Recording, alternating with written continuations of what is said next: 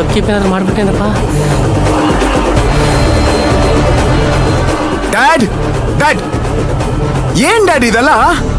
ಏನು ಮನೆಯವ್ರ ಜೊತೆ ಸೇರ್ಕೊಂಡು ಸಿಂಗಾರಿ ಕಳ್ಳಿ ಅಂತ ನೀನು ಡಿಸೈಡ್ ಮಾಡ್ಬಿಟ್ಟ? ಏನ್ ನಡೀತಾ ಇದೆ ಈ ಮನೇಲಿ? ಈ ಮನೇಲಿ ಅವಳಿಗೆ ಅಂತ ಇರೋದು ನಾವಿಬ್ರೆ. ನಾನಂತೂ ಮನೇಲಿ ಇರ್ಲಿಲ್ಲ, ನೀವಾದ್ರೂ ಇದ್ರಲ್ವಾ? ಇದ್ದಾಗ ನೀವಾದ್ರೂ ಮಾತಾಡ್ಬೇಕಲ್ವಾ ಡ್ಯಾಡ್? ಈ ಮನೇಲಿ ಇರೋರಂತೂ ಅವಳ ತಲೆ ಮೇಲೆ ಏನಾದ್ರೂ ಒಂದು ಕಟ್ಟಿ ಅವಳನ್ನ ಈ ಮನೆಯಿಂದ ಸಾಗಿಸ್ಬೇಕು ಅಂತ ಕಾಯ್ತಾ ಇರ್ತಾರೆ.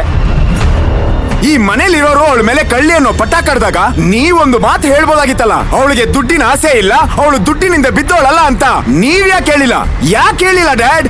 ಹೀಗೆ ಕಣೋ, ಅವ್ರ ಪ್ರಶ್ನೆ ಮೇಲೆ ಪ್ರಶ್ನೆ ಕೇಳ್ತಾನೆ ಇದ್ರು. ನನಗಾಗ್ಲಿ ಮಯೂರಿಗಾಗ್ಲಿ ಉತ್ತರ ಕೊಡಕ್ ಆಗ್ತಾನೆ ಇರ್ಲಿಲ್ಲ. ನಿಜ ಏನು ಅಂತ ಅರ್ಥ ಮಾಡ್ಸಕ್ ಹೋದ್ರೆ ಅವ್ರು ನಂಬೋ ಸ್ಥಿತಿನಲ್ಲೇ ಇರ್ಲಿಲ್ಲ. ಎಲ್ಲ ಸಾಕ್ಷಿಗಳು ಅವಳ ವಿರುದ್ಧವಾಗೇ ಇದ್ವು. ಏನು ಅಂತ ಹೇಳ್ತಾ ಇದೀರಾ ಡ್ಯಾಡ್? ಸಾಕ್ಷಿ ನಮಗ್ ಬೇಕಾದಂಗ್ ಸೃಷ್ಟಿ ಮಾಡೋದು ಕಷ್ಟನಾ? ಅವರೇ ಅದನ್ನ ಮಾಡ್ಕೊಂಡಿರ್ತಾರೆ. ನೀವ್ ಅದನ್ನ ಯೋಚನೆ ಮಾಡ್ಬೇಕಾಗಿತ್ತು. ಆದ್ರೂ ನೀವು ಅವಳ ಪರವಾಗಿ ಮಾತಾಡ್ಬೇಕಾಗಿತ್ತು ಡ್ಯಾಡ್. ಮಾತಾಡೋಕೆ ಅವರೆಲ್ಲೋ ಅವಕಾಶ ಕೊಟ್ರು. ಅವ್ರು ಹೇಳಿದ್ದನ್ನ ಕೇಳಿಸ್ಕೊಂಡು ನಾನೇನಾದ್ರೂ ಮಾತಾಡಿದ್ರೆ ರಾಧೇಶ್ವರಿ ರಿಯಾಕ್ಷನ್ ಬೇರೆ ಇರ್ತಿತ್ತು. ಮಯೂರಿ ಅಂತೋಳಲ್ಲ, ಚೆಕ್ ವಿಷಯದಲ್ಲೂ ಅವಳು ತಪ್ಪು ಮಾಡಿರಲ್ಲ ಅಂತ ನನಗೆ ಚೆನ್ನಾಗಿ ಗೊತ್ತು. ಆದ್ರೆ ಇದನ್ನ ಹೇಳ್ಕೊಳ್ಳೋಕೆ ನನಗೆ ಅವಕಾಶನೇ ಸಿಗ್ಲಿಲ್ಲ.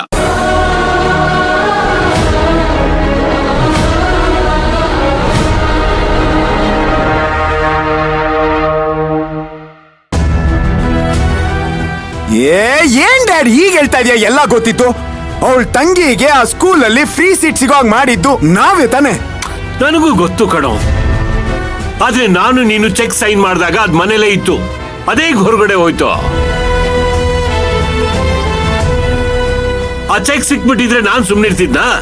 ಎಲ್ರೂ ಬಾಯಿ ಮುಚ್ಚಿಸ್ತಿದ್ದೆ. ಆದ್ರೆ ಅದಿಲ್ದೆ ಇರೋದ್ರಿಂದಾನೆ ನಾನ್ ಬಾಯಿ ಮುಚ್ಕೊಂಡು ಸುಮ್ನೆ ಇರುವಾಗಾಯ್ತು. ನಾನ್ ಮಾತಾಡ್ಲಿಲ್ಲ ಅಂತ ನನ್ನ ಮೇಲೆ ತಪ್ಪೋರಿಸ್ತಿದೀಯಲ್ಲ, ಹಾಗ್ ನೋಡಿದ್ರೆ ಇದೆಲ್ಲ ಆಗಿರೋದು ನಿನ್ನಿಂದಾನೆ ಕಣ.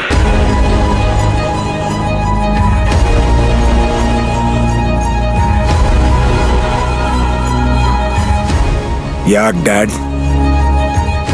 ನನ್ನಿಂದ ಹೇಗ್ ತಪ್ಪಾಗೋದಕ್ಕೆ ಸಾಧ್ಯ? ಇದೆಲ್ಲ ನಡೆದಾಗ ನನ್ನ ಮನೇಲೇ ಇರ್ಲಿಲ್ವಲ್ಲ.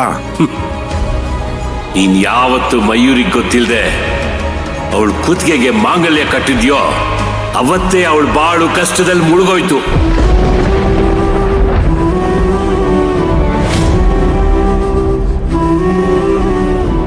ಅದರಿಂದ ಹೊರಗಡೆ ಬರಕ್ಕಾಗ್ದೆ ಇರೋಕ್ಕಾಗ್ದೆ ಒದ್ದಾಡ್ತಿದ್ದಾಳೆ ಕಣೋ.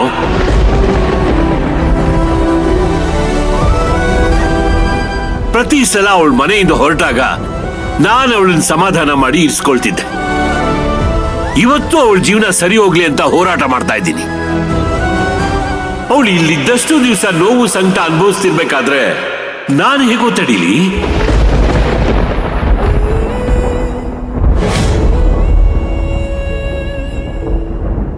ಅವಳಿಗೆ ಎಲ್ಲಿ ನೆಮ್ಮದಿ ಸಿಗುತ್ತೋ ಅಲ್ಲಿ ಒಂದಷ್ಟು ದಿವಸ ಇದ್ದು ಬರ್ಲಿ ಬಿಡು.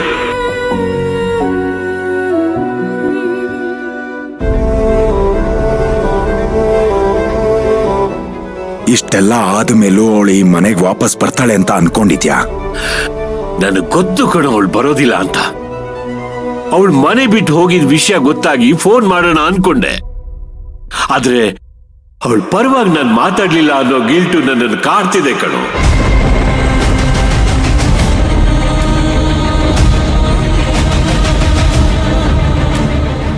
ಅವಳು ಕೂಡ ಅದೇ ಗಿಲ್ಟಲ್ಲಿ ಒಂದು ಮಾತು ಕೂಡ ಹೇಳ್ದೆ ಹೋಗಿದ್ದಾಳೆ. ಇನ್ಮೇಲೆ ಅವಳನ್ನ ಸಮಾಧಾನ ಮಾಡೋದಾಗ್ಲಿ ವಾಪಸ್ ಕರ್ಕೊಂಡ್ಬರೋದಾಗ್ಲಿ ನಾನು ಮಾಡಲ್ಲ.